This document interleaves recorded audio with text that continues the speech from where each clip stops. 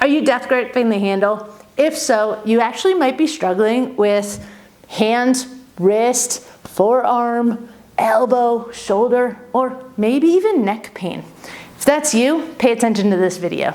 So when we grip this handle really, really tightly, we end up using our arms and especially our hands a lot more than we need to while we're rowing.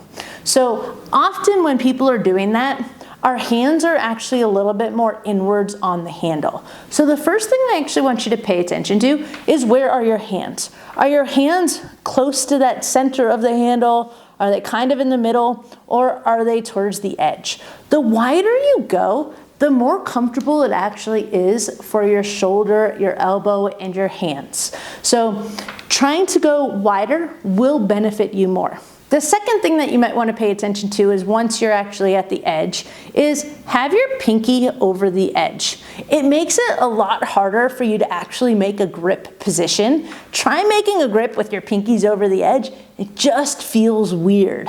Whereas if you bring your pinkies in, you have something and you have that feedback and you feel like you can really get a grip position. But we don't want to death grip our handle. We want our arms to just be along for the ride. The majority of the power and strength should be coming from our legs. So once you have your hands all the way to the edge, pinkies over the edge, what do we do with our thumbs? To be honest, when you're rowing, you can have it above or below. I actually switch it up during a row. However, if you're death gripping, I recommend keeping it on the top because, again, try to make a grip with it on the top and your pinky over the edge. You end up kind of twisting the handle underneath you, and again, it just feels weird. So to break that habit, this is a very common way to kind of start.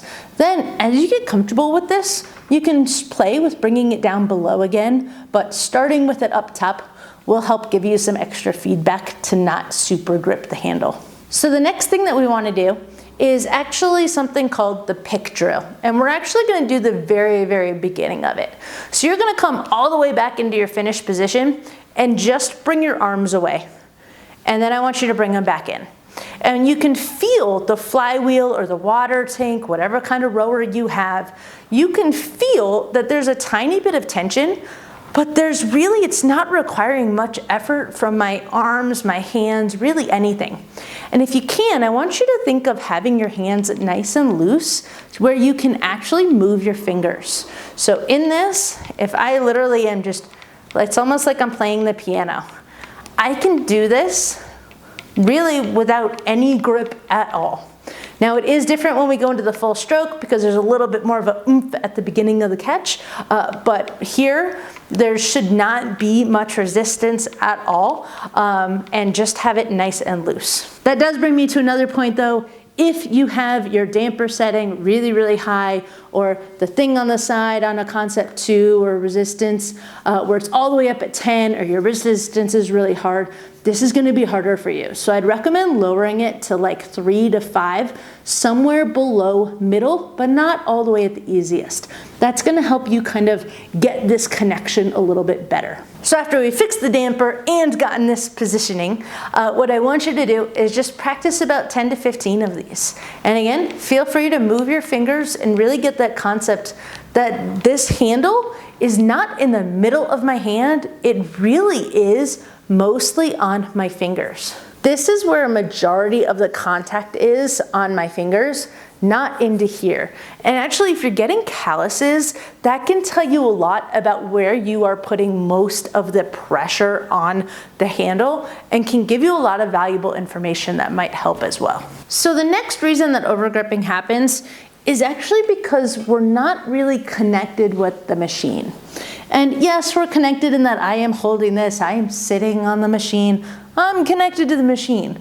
But we're not connected to the flywheel moving and really the movement and getting power through the stroke. So what ends up happening is we end up putting a lot more emphasis and stress onto our upper body instead of really having that connection point be more from our legs. Because when we're initiating the stroke, the only thing really moving is this handle. So how do we connect from our hands through our body and our butt to the seat, to our foot.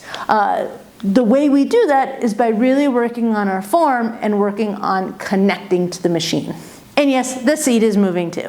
So to connect to the machine, one thing we need to do is get the connection between our hands and our core solid.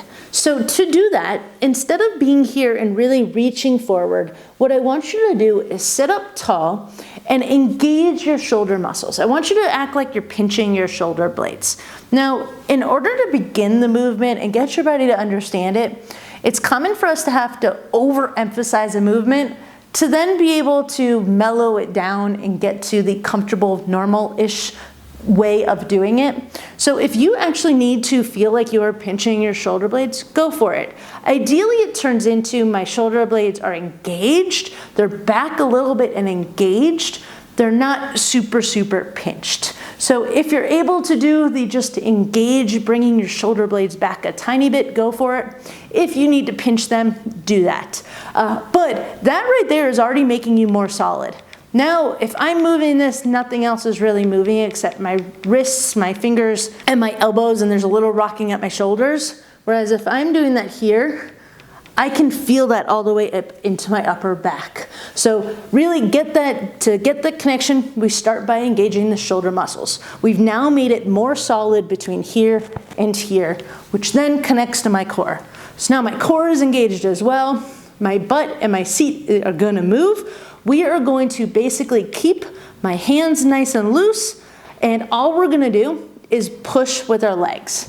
My hips are not moving, my arms are not moving, my shoulders are not moving. The only thing changing is my legs. And if you go slow like I am, when you get to that catch position, you might feel a little bit more tension and resistance on the handle.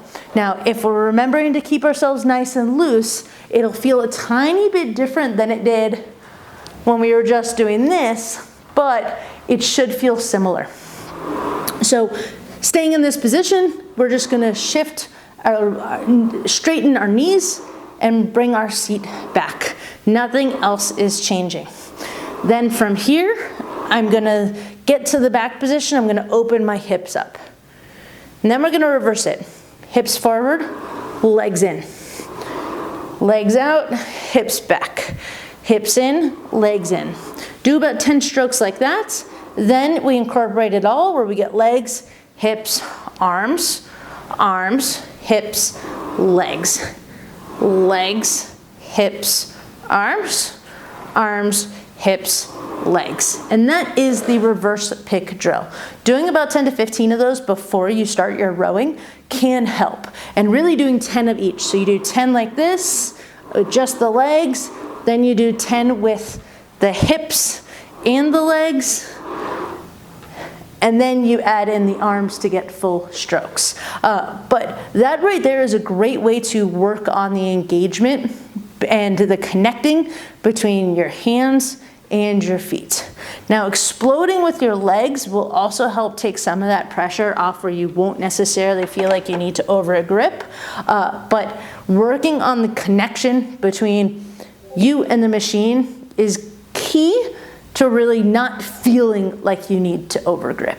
So I hope that that video was helpful and that your hands, your forearms, all of that, any pain you might be getting from overgripping starts to decrease. And please, if you've got questions, leave them below. I'll jump on, make a video like this one, answering your questions to the best of my abilities.